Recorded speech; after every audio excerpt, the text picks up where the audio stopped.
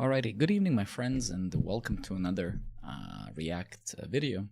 This is the second video of the series. The first video that I already recorded and shared with you on YouTube was around an hour or so, and in that video I basically showed you how to why you should learn React if you remember, etc, etc, etc. If you haven't watched it, I definitely urge you to stop watching this and watch that first. There you will kind of see why you would want to learn React, and you're going to learn how to write your first components, etc, etc. In today's video we're going to do a bit more components, and we're going to use a state. We're going to build some to-do app, right? And of course I'm going to try to focus absolutely on the essence of React. So I'm not going to be adding yet any CSS libraries, any extra libraries and stuff. At the end of the video, we will only add a React Router DOM, which we're going to learn what it is. But fundamentally, we're going to definitely just stick to the core. This whole course is going to be teaching you React and trying to ignore all other details, right? Because a lot of courses out there, which are 30, 40 hours, they are extended to such insane amount of content because they focus on so many other things where you're not really learning React, you're learning half of the ecosystem, right? Okay, so now when we got that out of the way, again, we're going to continue with the previous project we started with a simple Vite app that we generated in the last video, and we're going to build some to-do app. We're going to talk a little bit about the state and etc, etc, etc. So let me move to my main screen over here. As you can see, I have the app, and if you remember, in the first video we had our button, and then we had our input that we created already. So we're going to use these two components basically to build a simple to-do app. If you're wondering why we're building a to-do app, it's because it's probably one of the best applications out there to build as an example when approaching any new really front-end library in this context, right? Because we really need to cover pretty much almost all concepts that exist in React.js, right? Okay, so we're gonna go to the app over here, and we're gonna just render for now the input that we have, right? So the input that we wrote the last time and the button, right? And we're gonna say add. And as you can see, I'm using VS Code as before, and I'm also using GitHub Copilot, which basically enables me to have these kind of suggestions like to autocomplete and stuff. And as you can see, our input is complaining that we're missing some properties, that we're not passing some properties, right? I'm actually going to remove this for now because I want to explain it. So as you can see, our input is saying, hey Alex, you're missing on change handler. So I'm just going to pass it here for now. And this on change handler is going to give us, every time I press a button, it's going to give us the text basically, or whatever it is in that input, right? So I'm going to save this here, and if we go to our browser, you can see this is what we have. Let's actually unstyle that button, or at least let's do it a little bit differently so it's not that ugly, right? Let's give it some width maybe of 100 pixels or something like that, right? Just like it's like this, and let's say margin right. So as you can see, I don't want to margin left. I don't want to introduce any complexity, any additional frameworks. I just want to keep things incredibly simple. And let's just add a cursor pointer here. This is the basic CSS we have, just so we can differentiate these elements, right? Okay, so this is cool to remind ourselves, right? So we have our container component. If you remember, I shared some links with you for the first in the first video. So for example, patterns.dev and React patterns website as well. So if you haven't bookmarked them back then, please do it now. This is reactpatterns.com and the patterns.dev, which is an amazing resource. It's a free resource. Arguably, this is probably one of the best resources out there, literally on the internet, when it comes to learning the programming patterns in this context through JavaScript and React, but it doesn't really matter. These patterns are agnostic of technology. They exist on the programming community for decades.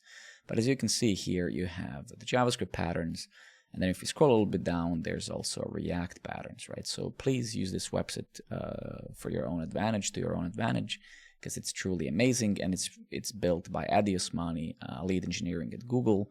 So it's built by a highly competent individual who wrote, JavaScript patterns book, 15, 20 years ago, right? I think it was called Learning JavaScript Patterns by Adi Osmani.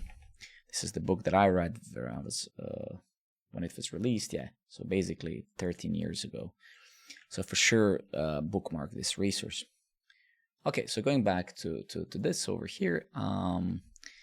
So we have an input, we have a button, and now we would like to build an app that actually reacts to user action. So we want to build it to be dynamic, right? So when I click this button, and there's some text in here, when I click add, I basically want to put that thing on the screen, on the list, right?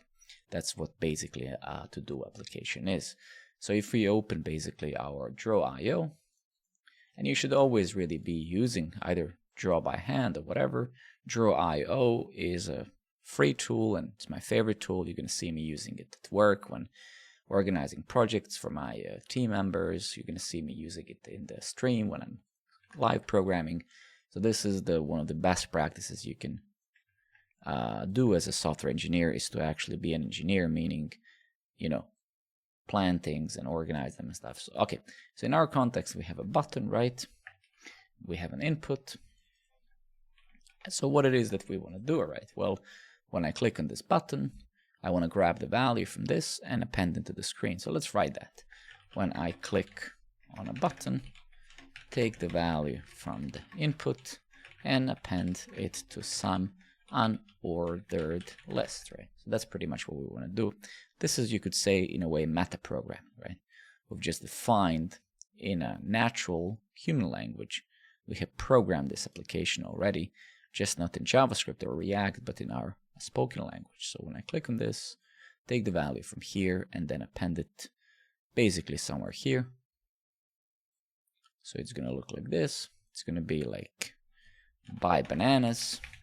And maybe what we want to have eventually, once we finish this app, we maybe want to have some icon here that I can click on and delete. So maybe like an X, like, we can have a note. If I click on this, I would like to delete. And maybe at the end of the video, when I click on an actual item, I want to go to a separate page. So we want to build basically a single page application, SPA as it's called. So basically also we can say, okay, if I click on this one at the end of the video, we basically want to take us to a new page or view. Usually in single page applications, we don't really have pages. That's why it's called single page application. We have views, right? And a view is basically referred to as component composition. So we compose multiple components, and then we basically map them to a URL. So when I go to this URL, render this set of components with this type of data, right? Okay, so that's awesome, right? So we know now what we have to do, so let's kind of do that, right? So of course, so now we're approaching the most important part of programming in general, that is state, that is storing some value when our application does something, right? So how can we get the value of this input and save it somewhere, right? And we need to save this in a short-term state. So keep in mind, when we speak about state, there's a short-term state and there's a long-term state. So these are concepts that if you're an experienced programmer, I'm sure you've heard about them. But if you're junior, you might not know this, right? Short-term state basically refers to some state that exists for a very little amount of time and then disappears. For example, when I type a value in this input and I click add, we're going to clear this input. So that's a short-term state. Whatsoever, if I go to programmer.network and I log in, by the way, you should sign up in Programmer Network. So if I come here and log in, you will see that my, for example, login details, whatever, my username is a long-term state. That's something that's preserved for the duration of this session, for example, right? So you have a short-term state, you have a long-term state, and long-term state are going to be things that exist for a longer period of time in the application, right? Okay.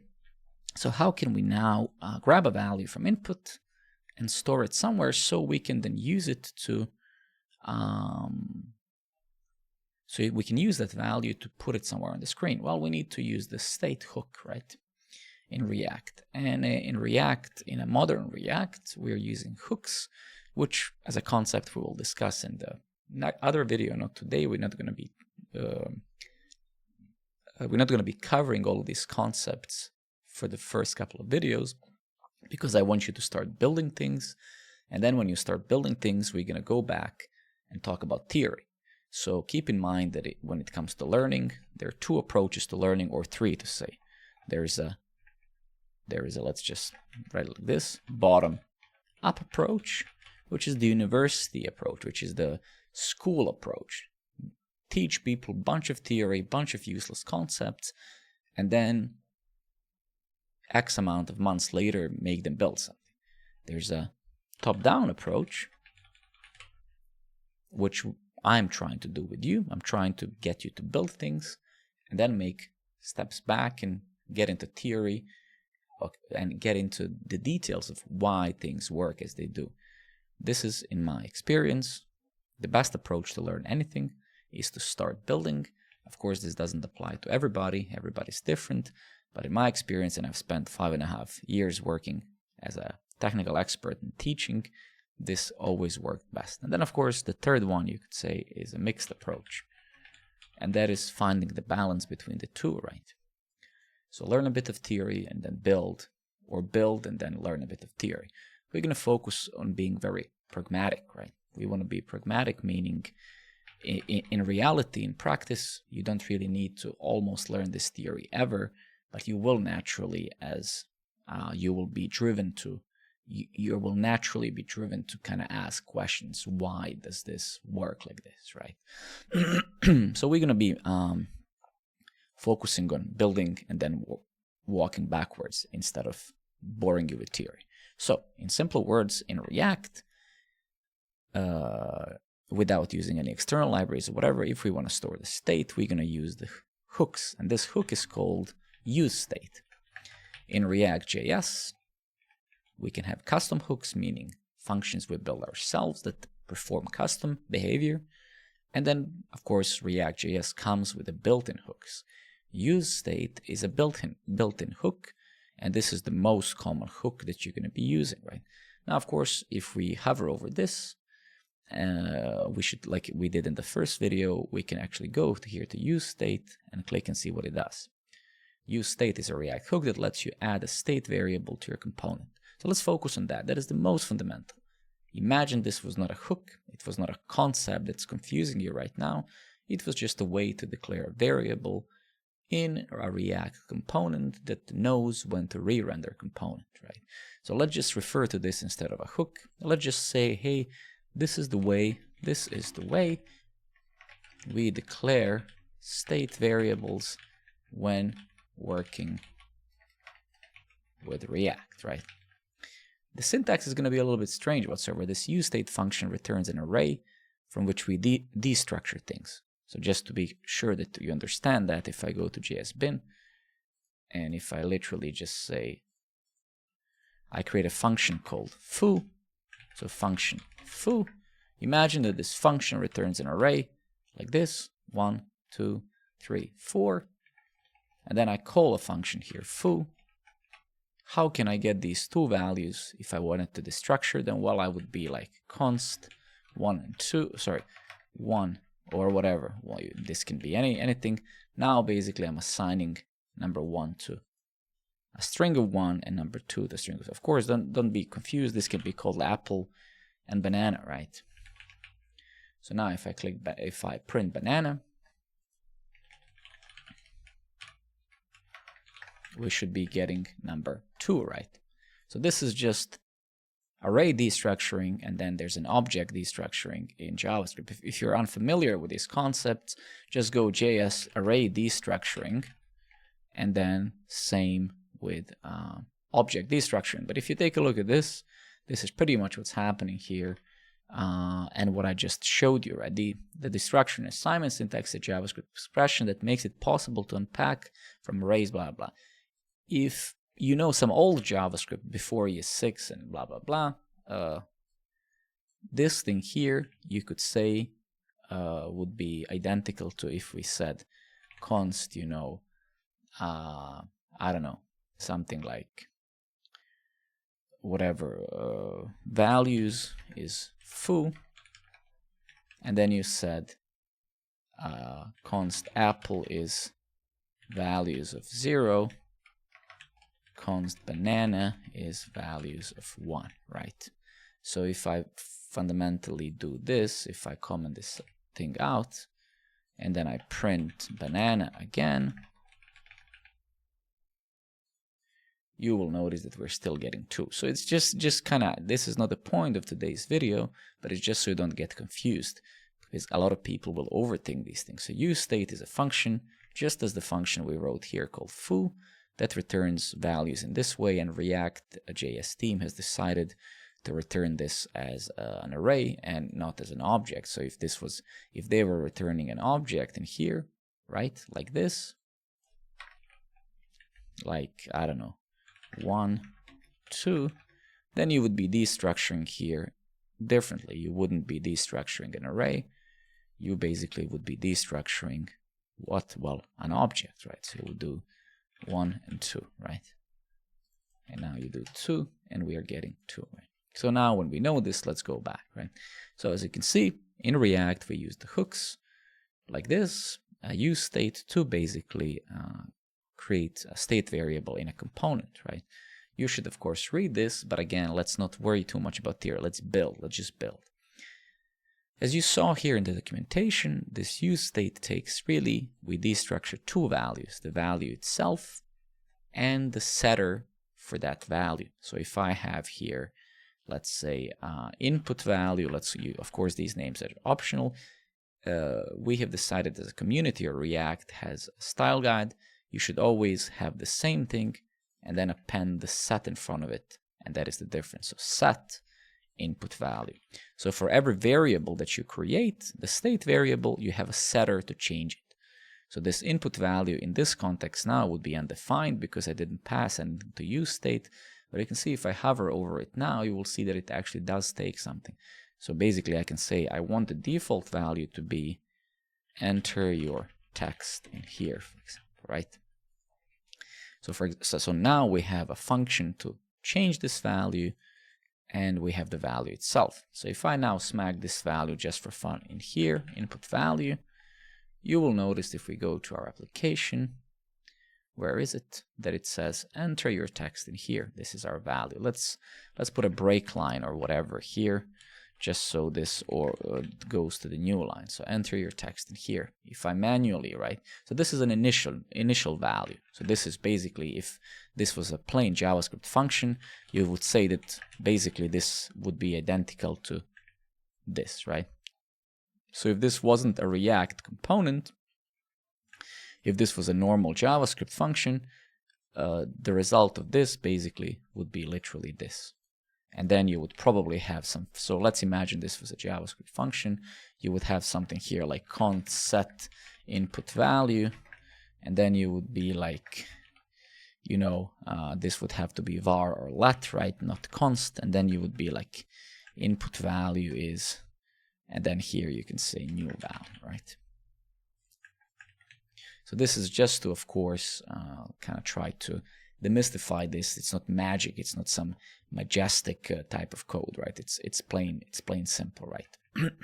Now, of course, the reason why we're using useState is there's a good reason, of course, right? So React.js has its own engine, its own reconciliation algorithm. So this is very tied, of course, to React internals, right? So when we call this set input value, React.js knows how to batch the updates, when to update, when to not update, etc., etc., etc., right? So of course it's important to know that this isn't indeed simple, but it's important to know that this works as part of their whole ecosystem. So what this does on a very low level underneath, we would need to go into the React.js library and read the code off of this, right? But again, let's not worry about it. Okay, so we can see that now we can render our input value here, right? Well, how can we render this value when we type something, right? Well, we would need to now, for every key press on this input, we would need to call this set input value. So instead of this console log, I'm just going to do this literally. So every time this onChange handler is called, and that is every single time when I press a key, we will then update this input value. So look at this now. So you can see as I'm typing, we're basically, we're updating that value, right? And you can see if I refresh, the default value is here. Of course, this is just trying to teach you the concepts. Like in most natural default initial value here would be obviously an empty string, because we will want this input to be empty by default. But now, as you can see, so we have almost the first part of the app done. Right now we know how to use the useState hook and how to create a state variable inside of a component. And then we've learned also that for every state variable, there's always a setter that we can call to change that value, right? Well, what else do we need? Well, as we drew in our diagram here, right, we want to grab the value from the input, which we just did here, right? And then when I click the button, I want to append this to the screen, right? So we know that here on button, we're going to have on click.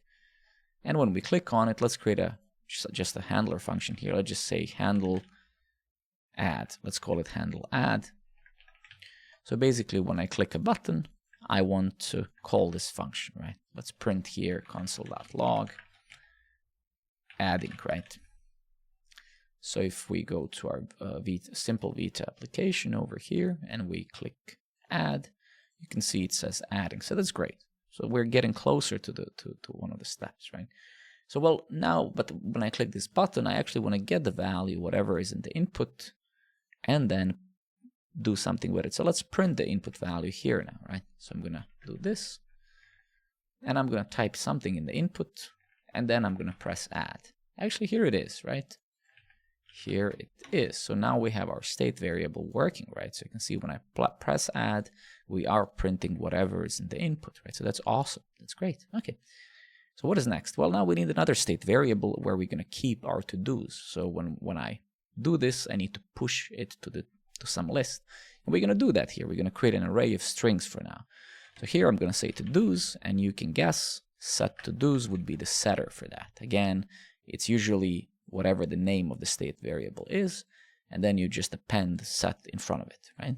And here we're going to say use state, and we're going to set it to be an empty array. As you can see, as you saw maybe a second ago, GitHub Copilot tried to give me some suggestion, and it's saying, hey, give it just write the type, right? Let me not infer the type myself, just you explicitly give me the type to this use state, because use state is a generic. And if you don't know what a generic is, you should just go to TypeScript generics and read about it. But this, of course, would again go beyond the scope of React. We're going to have to be very careful about that. Okay, so what do we have to do? You can guess. Well, if I want to push now things to this array of strings, what do I do? Well, when I click on a button, call set to-dos, spread any existing to-dos if they exist, and then push the new to-do. So if you're not aware of this, this is called a spread operator in JavaScript, and basically we use it in this context to merge arrays. So here I'm saying create a new array, spread any existing items if they exist in the existing to-dos, and then add an input value. As you can see, I'm adding it to the bottom of the to-dos. If I wanted to add it on the top, I would just reverse this. I would just put this thing basically here, and then I would spread this here. Let's actually leave it like this, right? Okay, so if we do this now, you will actually not see any change, because we are pushing things, but we're not doing anything with the value. So let's actually print the value. Let's print to-dos now. So we're going to say console.log to-dos. And as you can see, as I'm adding them,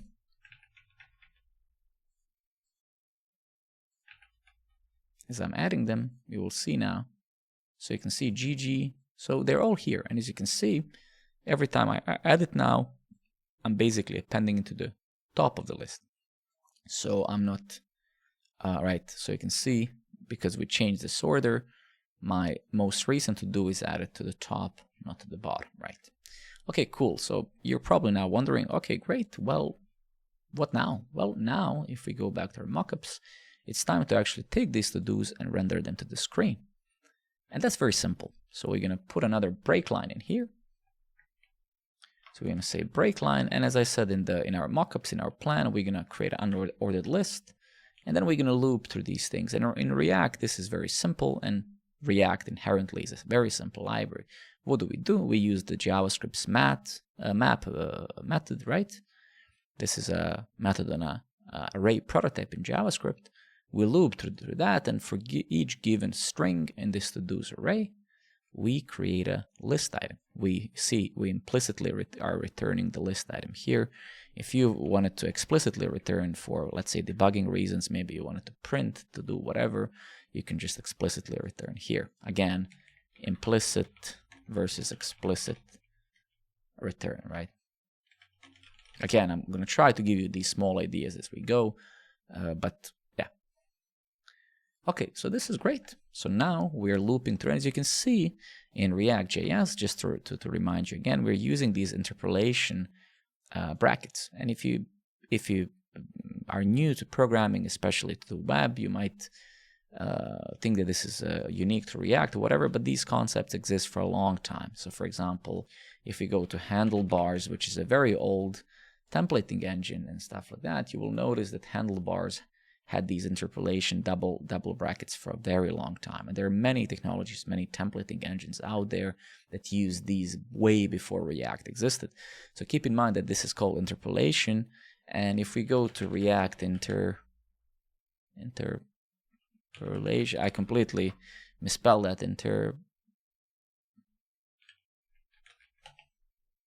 Yeah.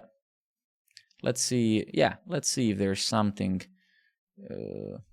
I don't know, whatever, the random article, right? But the point is, right, you can see you're going to be mixing a lot the variables and static text. So these brackets mean evaluate something between this block. So in simple words, in our context, what we are basically evaluating here is we are evaluating some JavaScript that's being executed, and then it's going to return some list items, some objects, which will eventually become the HTML payload, right? But just keep in mind that's what it's called. Okay, cool. So now if we go to the list, to our app, there we go. So you can see that we in fact have our to-dos working, right? So if we get over here again and try to add a new one, you will notice it's appended to the top of the list. Let's actually remove this input value from here, the one that we used to show you the example, because it's a little bit confusing. I'm just going to nuke that, and I'm going to nuke this break line on the top. Okay. So you can see we're using our first state variables that we defined. We're using a handler here that when we click a button, it updates the to-dos state variable. And then for every state update, the component is obviously going to re-render. The React.js knows exactly to do that because useState, again, is a built-in internal library in React. So whenever we call it, we're going to re-render our component, right? That's the whole point. So if we go to our over here, right, well, what else did we say? Well, we said that we want to be able to delete them, right? But one thing that I've noticed in our application is that when I actually type something in, you're noticing that we're not clearing out this input. This will remain here, right? And that's not a great user experience. We probably want to remove this, right? So how do we do that? And why is it not happening automatically? Well, because this input right now is not a controlled input. So when we speak about inputs and forms and stuff, there are concepts such as controlled and uncontrolled components, or in this context, inputs. What that in simple words mean is that the value of this input is not controlled programmatically by us. We are not passing the value attribute. The component itself is handling its own value state in this context. So the HTML input basically right now is not controlled by anything but by itself. So how can we fix it? Well, we need to pass this input value to the input.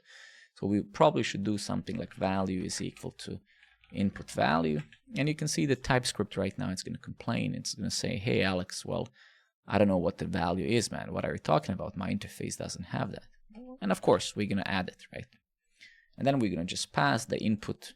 As you may know, by default in HTML takes a value, and now we can say prompts dot value, right? So if we go back here, you'll see that now we're passing this input value here. So now, how can we clear it? Well, we can say, hey, whenever I call set to do's, then just call set input value with an empty string. So I can do this and say this basically means clear the input after to do was added. So if I click this now, boom, the input is cleared, because again, this is now a controlled component controlled input. I highly advise you, if you're unfamiliar with these terms, this is very important. Make sure to go to Google either now, pause the video, or later and read about controlled and uncontrolled components. Okay, cool. So that's good. So how do we now remove the item from the list, right? It would be cool, as I said, if we have some sort of an icon or whatever that's going to do that for us, right? So I'm going to actually show you one trick. I'm going to go to these RES, which stands for resources. I'm going to go to an icon library. I'm going to go to icons.js.org, and I'm going to search for delete here. And I'm going to say search for all icons, within all icons. And I'm going to find some delete icon. Who cares? Let's just pick this trash bin. I'm going to click on it. And as you can see, I can choose to copy it as a component. I'm going to say I want to copy this icon as a React TypeScript component. So I'm going to click this. It's now copied to the clipboard. And I'm going to go just to our components over here. And I have explicitly zoomed into oblivion just so you can see better. And here I'm going to say trash bin. Or even better practice, we should just create an icons folder. And inside of icons folder, I'm going to say trash bin. And in there, I'm going to paste this thing that was copied to clipboard for us, right? So I'm going to copy this. I'm going to import this SVG props type from React. Basically, it just describes that this is an SVG component. It's an image. And I'm going to call this trash bin. So I'm going to rename it from this default name that we got when we copied it. And I'm going to remove the width and height because I want to control that myself, right? This fill, I'm going to move the current fill, the current color. And this is in simple words just saying, well, you know, pick whatever the color was passed to this component, because if we leave it like this, the fill is always going to be this gray color. We don't want that, right? Okay, cool. So now we have the trash bin. And now I can actually go here and next to each of my list item content, I can just use this icon. So here I'm going to say trash bin, and VS Code has IntelliSense, so it knows how to import it. It knows it can read the paths, as you can see here it is. And here I'm going to say class name, and I'm going to say I want you to be, or style actually. I'm going to say style because we're not using Tailwind or anything, and I'm going to say I want you to be width of 18 pixels, right? So if we go back here, let's see. There we go. Now we have a trash icon. Again, we don't absolutely care about design in this video. We just care about the concept. So let's say this is great enough, right?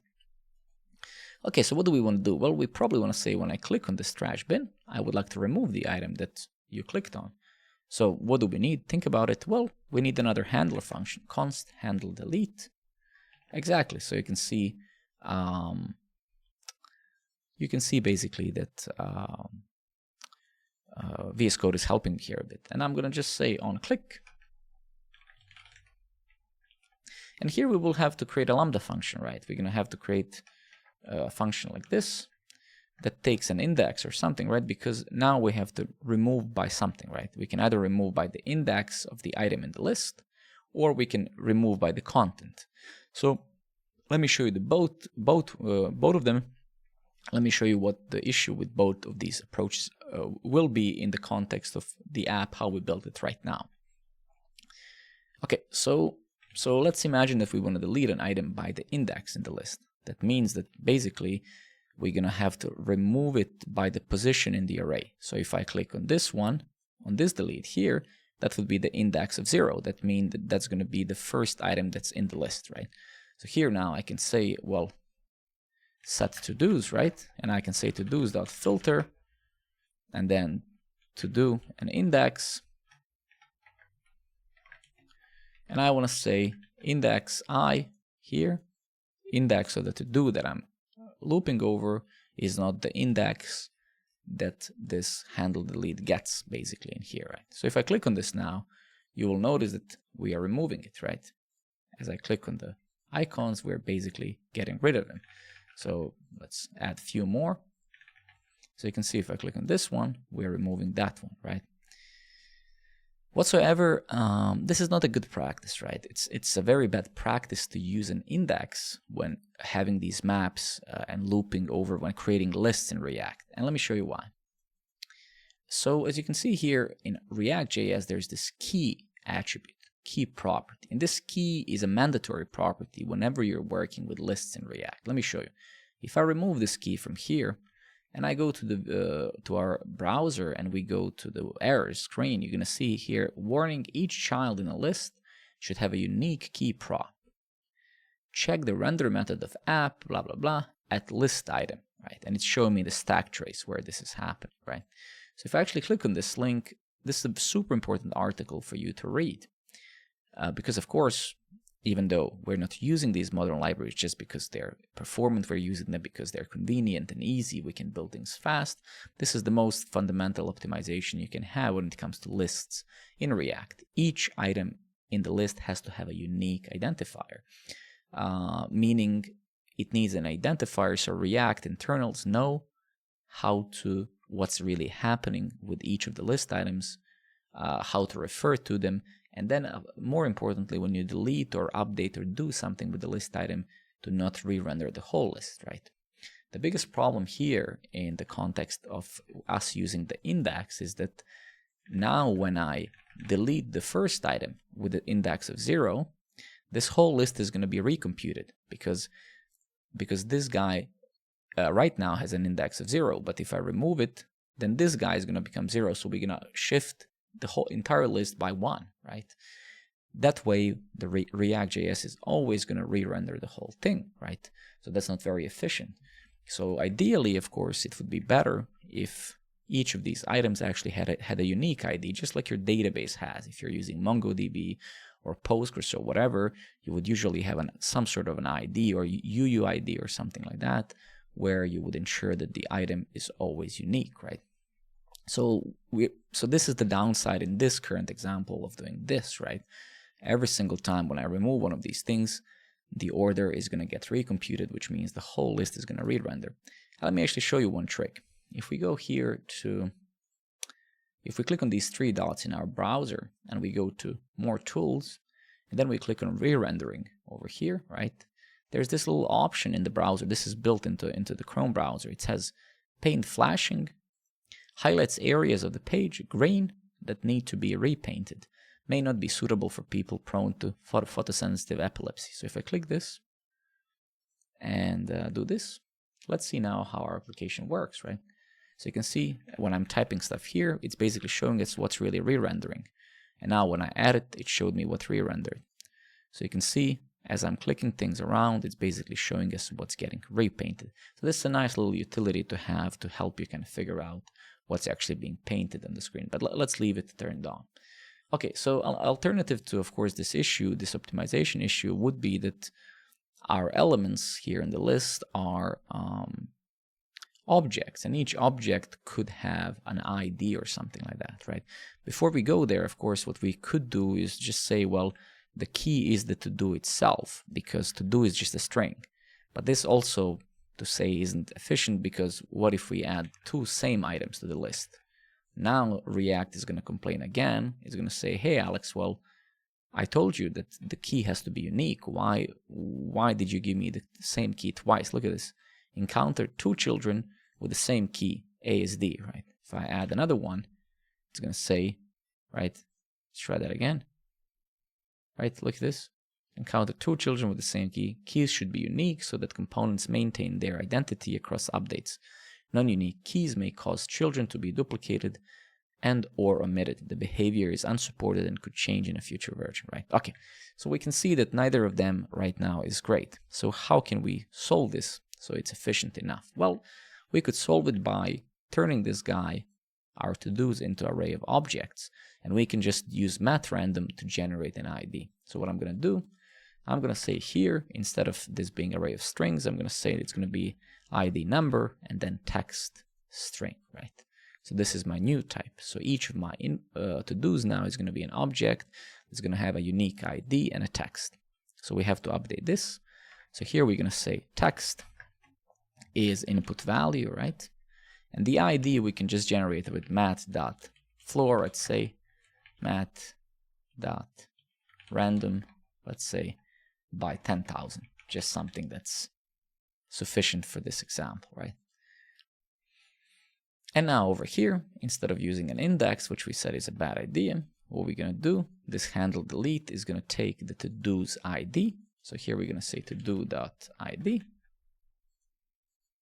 Here we're going to say to-do.text because we want to render the text for each to-do item, not the object itself. And then here we're going to say that each key is a to-do.id because each of our to-dos now has a unique identifier, right? And here we're going to update our handle delete. We're going to say to-do.id. And then here handle delete, as you saw, is taking the ID of the to-do. So it's going to still be a number. Let's just call this an ID instead and do this instead. Okay, great. So let's see what happens now. Okay, great. No warnings or errors. Great. And it still works, right? So you can see we started with an array of strings, very simple. And now we have an array of objects, right? Each object has an ID and has a text string. And then as you can see, basically everything else remains the same. The only core difference is that this key, we know it's always going to be unique. And actually, if we go back here and if we print our to-dos, right? You'll notice that if I do this and this, you'll see that here they are, and you will see this one has text of this and an ID of 4045. This one has this text and an ID of 7168, right? So that's basically it. Okay, cool. So that's great. We kind of have it almost everything. Do we have everything here? So we can delete an item now, we can add an item, right? That's great. So the only thing really that's left now is that we kind of try to introduce you to another concept of making this linkable. So when I click on this guy, I want to go to a different page. Basically meaning making this a single page application. So just like if you go to Programmer Network, right? If I click on Borna, it's going to take me there, right? So all of these are basically subviews. If I click on my own profile here, Alexander, if I go to my, right, so this is basically, if I go to somebody who, yeah, Tatiana, signed up, maybe, whatever, she liked some article, or if I go to /programmers, all of these you could say are views, right? So how can we make our little super simple React app now? We so far haven't installed any dependencies or anything. How can I, now make this, when I click on this, it takes me to a different page, a different view, right? We're going to use React router DOM, right? We're going to use this guy. So it's very important to remember or know that unlike Angular.js, for example, which is a full-fledged framework that comes with its own router, like a default router maintained by the Angular team, and all of these things, React.js is literally almost everything that I showed you so far. So React.js is just a library. It doesn't have its own official router or anything like that. So while React router, this one, is the standard in React community, it's important to know that it's not built by the actual React team. It is a third-party module, meaning it's maintained by, it's an open source thing, right? So let's kind of do this. We're not gonna cover the whole router, of course. Again, this is a very practical course, so we're just gonna make it work. So when you click on an item, you can go to a different page. So let's go to getting started. Let's go to tutorial, I guess. And here in the tutorial, we're gonna do our thing. So we need to install React router DOM. So that's what we're gonna do. So I'm gonna do this. So I'm gonna just do this, and I'm using pm if you remember. So I'm gonna say pmi React router DOM. Done. And then if I scroll a little bit here, I'm not gonna read this because I've done this many times before. This is really what I want to do. I want to add the React router provider.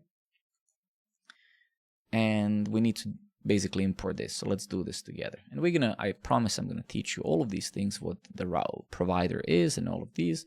Let's just build things now. What we want to do at this point is we want to build things, right? So we're going to copy this piece of code, which we're going to explain in a second. And then we're going to smack this provider in here. I'm going to comment out my app right now because we're going to put it in a different place. So this is basically it, right? So we have installed the router component, router library. And then this is just basically the API. So in order to create the router, we use create browser router function, and we pass it the array of routes that we have, right? In fact, if I would go to our application now, if we see if we're running it, you'll see that right now it no longer renders our to-do list. It renders this hello world because we're saying on the root URL, render this element. We will want to render our app component. So what we're going to want to do, we're going to want to say component. And then here we're going to want to say app, right? Because that is our root. So if I go back here, we're back into our to-do application, right? And then as you can see here, we have this router provider. And provider basically is just you can think of it as something that exposes certain things to your React tree, to your, basically imagine this was a DOM tree. Just so we're going to talk about the providers because we're going to, I'm going to have a specific video about these things. But for now, just think about that we are now creating a router that's going to basically enable us to have multiple different pages, right? So let's just remain there, right? So now we have the app. How do we create a different route? So as we said, we want to have another route that when I click on my to-do, I want to go to the new page, right? Well, I mean, think about it. We're going to take this object, paste it here, and I'm going to choose some route over here. I'm going to say to-dos maybe, and then slash, and I'm going to say colon, let's say to-do ID.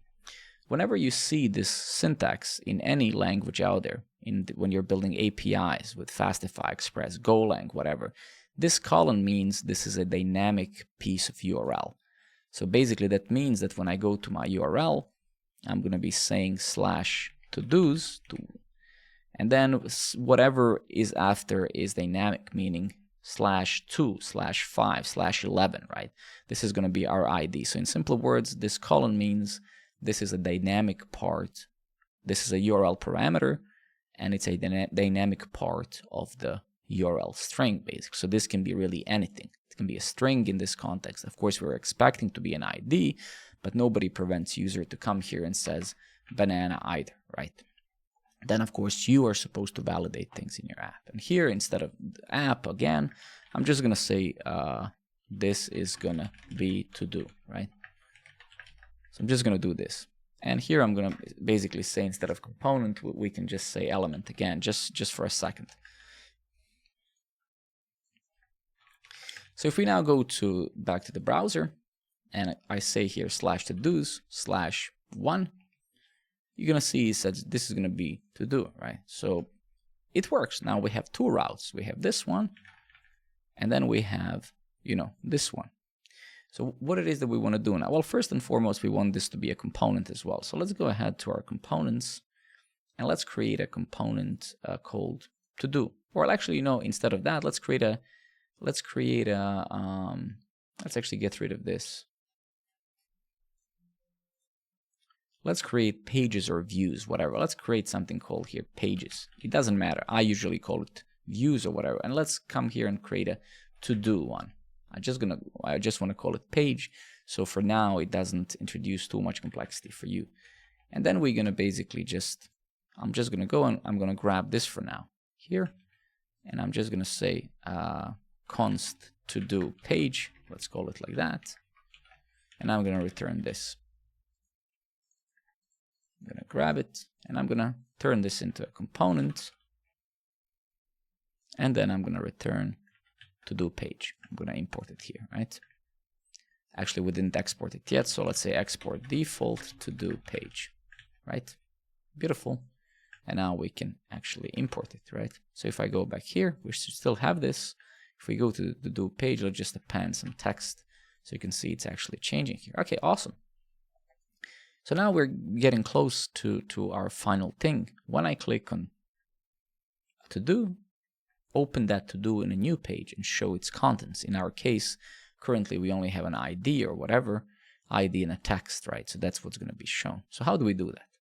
How can we navigate? How can we send it? How can we create hyperlinks? Just like anchor tags in HTML, this is also going to be an anchor tag, just handled internally by React and React Router DOM.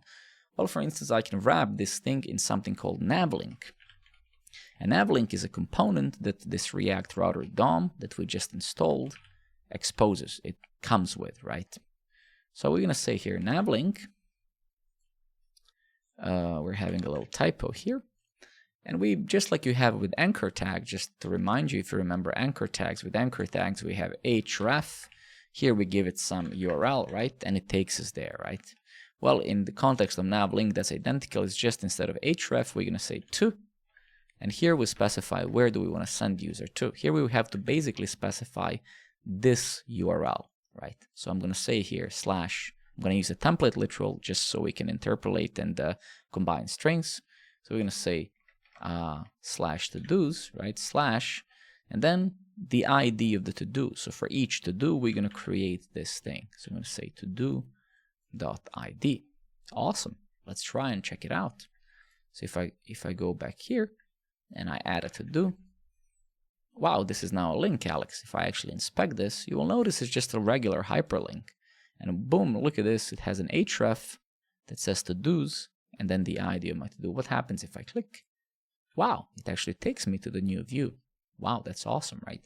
But one thing is missing, right? The data is missing. How can we carry over the data of this to-do to the next view, right? We can use something called state that this navlink has as an attribute, as a prop. So here I can say state, and I can literally just say to-do. Now, basically, I'm saying, hey, navlink, hey, anchor tag, when you go to this path, carry this state with you. So inside of that component that renders under that path, in our case, that would be a to-do page, we want to get that data somehow, right? So if we basically go back here and do this thing again, you will see no difference, right? So with that state carried, if I just click here and open it up, you will basically notice no difference because we're not getting that yet. So how do we actually use it now inside of a to-do page? Well, another hook. React Router DOM exposes the location hook that we can use to get a handle of that state. So how do we do that? Well, we go here and we import, so we say const location is use location. And use location is a hook, a very common hook you're going to be using for navigating across your entire React project, right? So this use location, this object now, as you will see in a moment, is going to have the data about the browser location, right? So if we print this, we go back, we create a to-do, we click on it, boom, what do we have? We have the path name, which is the URL, we have the URL search parameters, blah, blah, and boom, here it is, state, the text of our to-do, right? And the ID of our to-do. So basically, location.state.id, location.id.text. Amazing, let's use it. So let's say here, you are viewing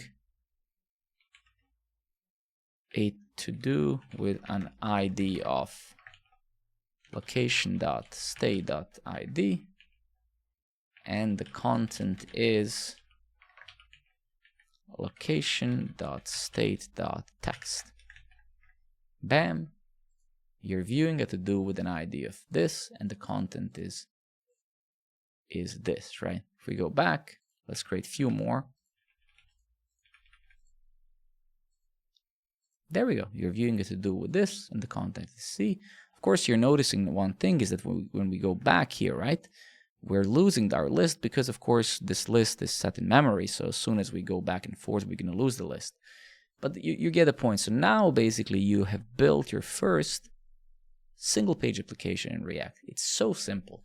You can see why this framework, why this library is so popular, because in what, I don't know, 100 lines of code in total or less, we have actually built an app like this where you can just simply navigate and have different views, etc., etc. Of course, now if you wanted more views, you would go here and do them. We're going to be building more complicated things as these videos progress. So let's just focus on being pragmatic and building simple things first until you get a hand of everything. So far this is amazing. There's a lot more stuff we can do with the React Router DOM. There's a lot more stuff to talk about, but this is basically what I want you to kind of stay with. Of course, now for yourself, you can be creative and try to fix up some of these things, right? Well, what happens if I insert an ID here that doesn't exist, right? Our component is going to explode. Our React Router DOM is going to render this default error screen, right? So that's probably useless, right? So probably, you should be handling that somehow here. So for example, you could say if no location.state invalid to do or something like that. So if I go back here now and I do this, right, now we have an error screen. You can maybe go ahead and say style, color tomato, right, or whatever. So if we do this again, or maybe a red, and it's a spelling issue, right, invalid to do. So you can be creative. You can literally build a small mini social platform now where you instead of treating these guys as to-dos, you can literally treat them as literally a list of users. And when you click on one of the user, it takes you to their profile or something like that, right?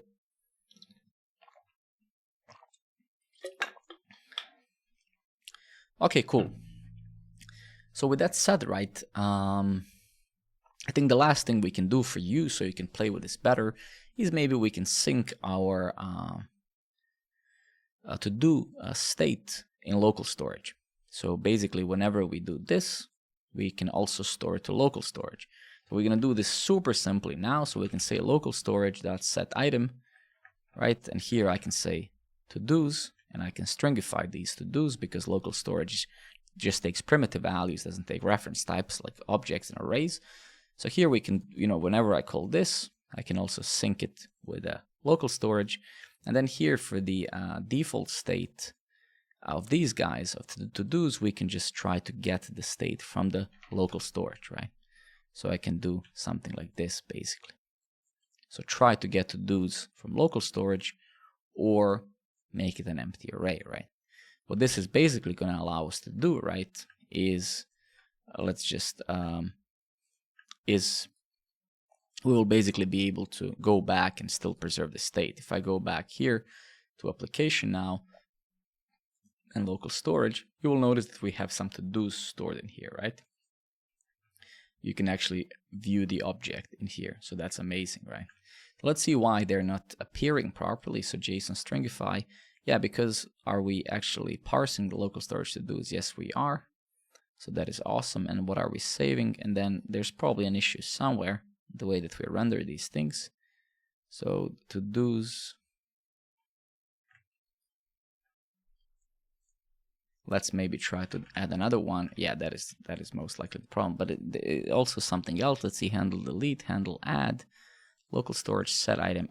Okay, because this is a concurrency issue and we're going to speak about these details. The set to do, whenever we call a setter on a use state variable, that happens asynchronously as well. So we're going to speak about these complexities another time. So, but what I'm actually just going to do, I'm going to say something like this. I'm going to say const, new to-dos, is something like this, right?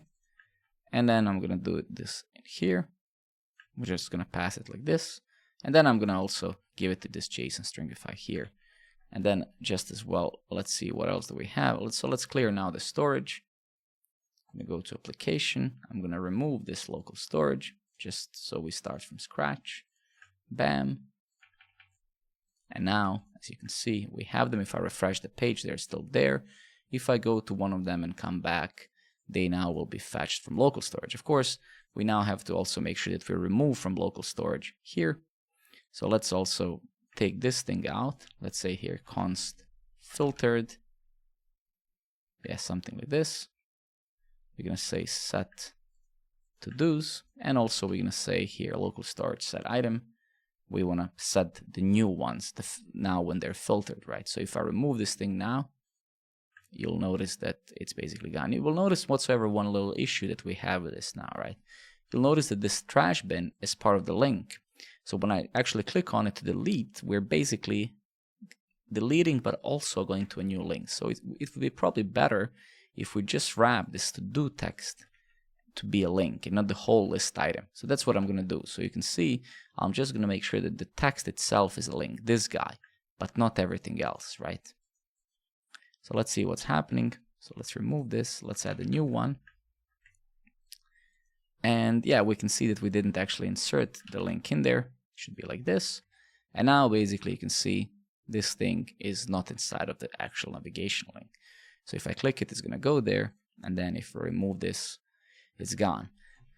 And of course now, I mean, so far what we've done is a lot of things. You can be very creative. You can say here, hey, you know, if to-dos is empty, right? You be creative. You can say return a div that says, you know, you haven't created any to-dos yet, right? Or something like that, right? You get the point. Now you can be very creative. And of course, I don't want to add this here.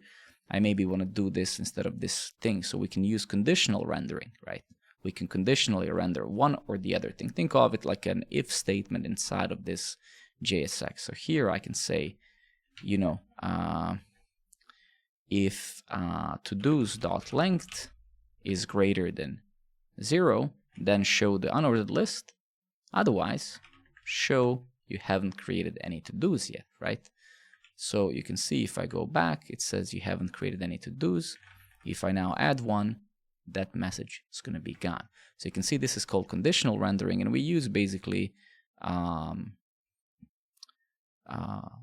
we use a ternary operator basically in a way, right? We're saying, you know, if something true, otherwise false, right?